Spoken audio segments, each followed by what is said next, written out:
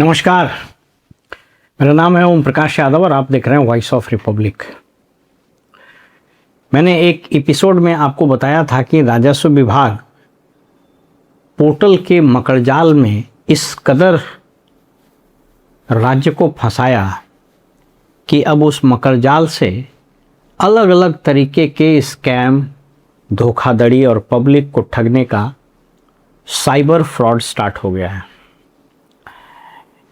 ऐसा ही एक मामला इन दिनों लगभग हर एक अंचल में ये प्रकाश में आ रहा है। ये मामला किस प्रकार का है ये हम आपको एक्सप्लेन करते हैं और इस संबंध में मैंने काफ़ी रिसर्च किया, ज़मीन से जुड़े हुए कर्मचारियों से भी बातचीत की, समझने का प्रयास किया ये साइबर फ्रॉड किस तरीके से ठग रहा है। और मज़ेदार बात यह है कि इसमें बदनामी राजस्व कर्मचारियों की हो रही है या फिर सीईओ की हो रही है। इस मामले को थोड़ा समझ लीजिए ध्यान से। ये आम आदमी को भी समझने की आवश्यकता है कि कहीं आप इस तरह के दलाल से के चक्कर में न फंस जाए। आपको मालूम है कि बिहार में कथित रूप से सारी सेवाएं डिजिटल कर दी गई है और किसी व्यक्ति को यदि म्यूटेशन के लिए अप्लाई करना है तो वो अपने लॉगिन से, और वो अपने लॉगिन से तो करता नहीं, वो तो साइबर वाले के यहाँ चला जाता है। बहरहाल जब वो लॉगिन से पब्लिक अप्लाई करती है तो उसको एक टेम्प नंबर मिलता है, टेम्प्रोरी नंबर मिलता है और उसके बाद फिर वो एप्लीकेशन चला जाता है सीईओ के लॉगिन में। सीईओ उसको जांच करके देखते हैं और यदि उसमें कोई त्रुटि होती है या कोई ऐसा मामला होता है जिसके कारण वो एक्सेप्ट नहीं हो सकता है तो फिर उसको उसी लॉगिन में लौटा दिया जाता है। जब वो लौटा दिया जाता है तो यहीं से खेल शुरू होता है साइबर फ्रॉड्स लोगों का। कई एक लोगों ने तो बाकायदा एक वेबसाइट बना लिया है, फेसबुक अकाउंट खोल लिया है और नाम अजीब अजीब दिया है।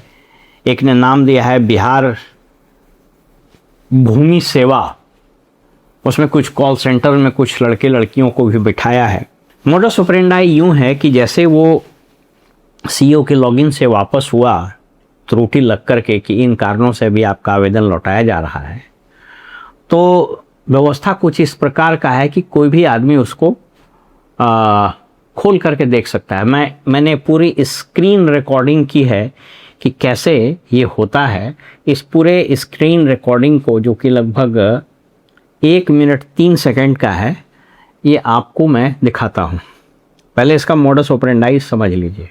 तो कोई भी व्यक्ति उसको खोल लिया, फ़र्ज़ कीजिए कि नालंदा ज़िला है, कोई नालंदा ज़िला का कोई अस्थावा प्रखंड है, अंचल है, अस्थावा अंचल में कोई मौजा होगा, तो वहाँ वो लॉगिन करके निकाल लेगा कि फलाना फलाना देवी या फलाना फलाना का ज़मीन का म्यूटेशन अप्लाई हुआ था और ये इन कारणों से वापस आ गया। अब वो साइबर फ्रॉड या जो साइबर कैफ़े चलाने वाले, सामान्यतः ये लोग डिजिटल मामलों में एक्सपर्ट हो गए हैं।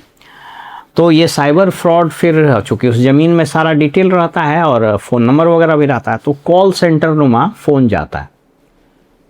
मैं एक आध फ़ोन कॉल आपको सुना देता हूँ। एक लड़की फ़ोन कर दी है कि फ़लानी जगह से आप बोल रहे हैं, आपने आवेदन दिया था, आपका रिजेक्ट हो जाएगा, आपका कर्मचारी ने ऐसा रिपोर्ट दे दिया है, तो आप 3000 रुपये दीजिए तो आपका म्यूटेशन हो जाएगा। जब वो आदमी पूछता है कि भाई कहाँ से बोल रहे हैं, तो हम तो भूमि सेवा से बोल रहे हैं और इतना पैसा इस नंबर पर भेज दीजिए। भूमि सेवा पटना से बात कर रही हूँ।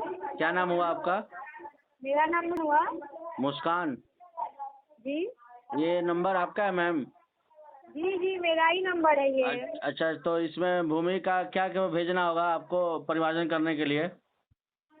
आजकल तो डिजिटल पेमेंट हो गया है, QR कोड भेज दीजिए और उससे पेमेंट हो जा रहा है। जी भैया।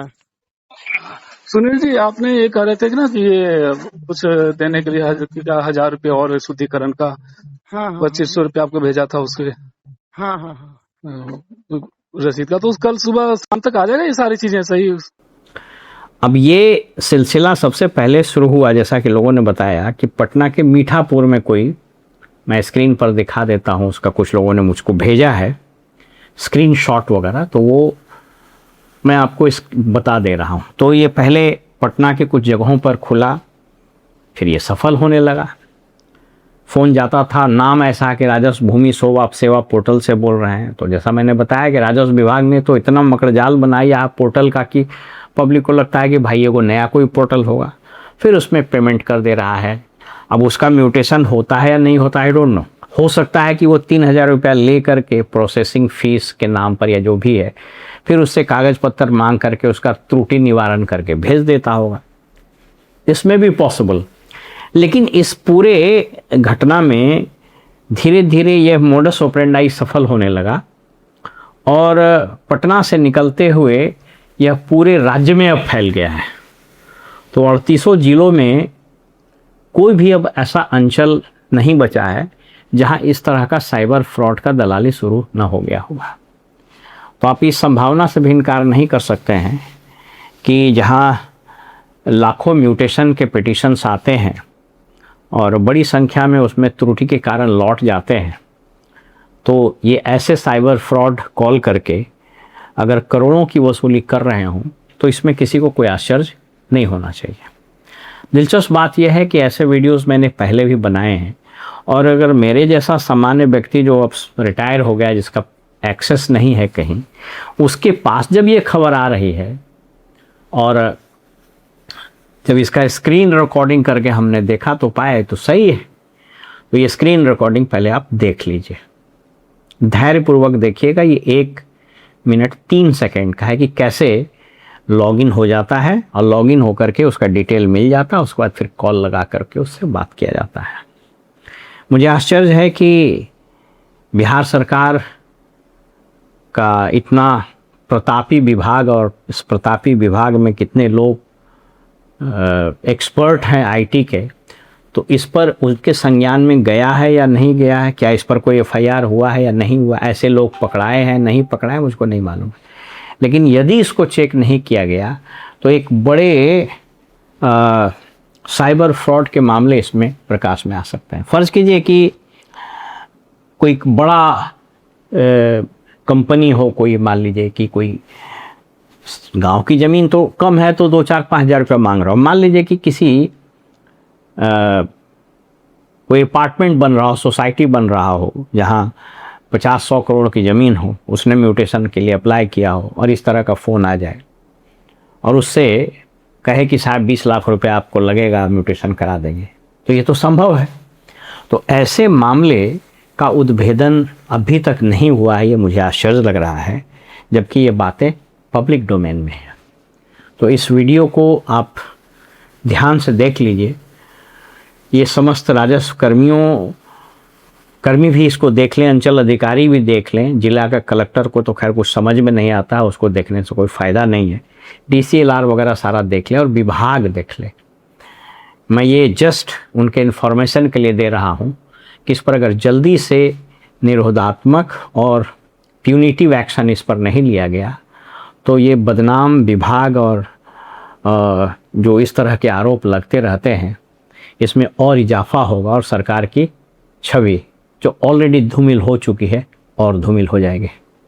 फिलहाल हमें इजाज़त दीजिए और आप देखते रहिए वॉइस ऑफ रिपब्लिक। नमस्कार।